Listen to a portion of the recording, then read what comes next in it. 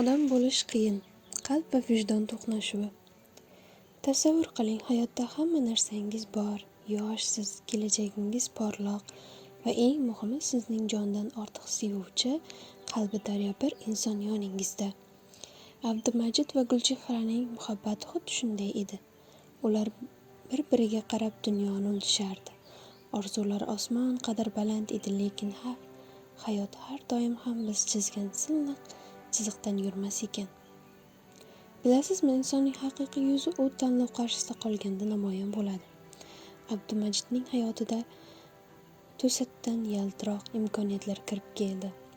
Bir tomonda pokiza muhabbat va halol mehnat bilan quriladigan kamdorona baxt, ikkinchi tomonda esa nufuzli oila, tayyor mansab, boylik va hashamatli hayot eshiklari.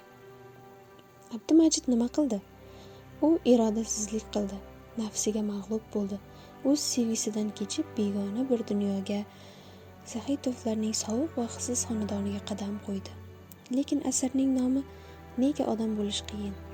Chunki Abdumajid o'sha hashamatli uyga kirishi bilan baxtli bo'lib qolmadi. Aksincha, u yerda uning ma'naviy o'limi boshlandi. U o'z vijdonini har kuni so'roq qilar, Gulchehraning g'amgin nigohlari uni tushlarida ham ta'qib qilar edi. Mana shu yerda muallif bizga eng katta haqiqatni ko'rsatib beradi. Sotilgan muhabbat va xiyonat ustiga qurilgan qasr hech qachon baxt keltirmaydi. Asarni o'qir ekansiz, Abdumajidga ham achinasiz, ham undan nafratlanasiz. U yomon odam emasdi. U shunchaki odam bo'lib qolishni eplay olmagan, hayot shamollari qayerga esishiga qarab egiluvchan bo'lib qolgani bir kimsaga aylandi. Gulchehra esa bu sinovlardan o'z g'ururini, pokligini saqlab qola oldi. U mag'lub bo'lib ko'rinsa-da, aslida ma'naviy g'olib edi.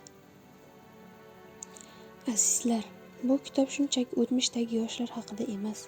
Bu kitob bugun bizning ichimizda yashayotgan nafs va vijdon jangi haqida. Bir-birimiz hayotda qaysidir ma'noda Abdumajidmiz. Har bir tanlov qilamiz va o'sha tanlovlar oxir-oqibat bizning kim ekanligimizni belgilaydi.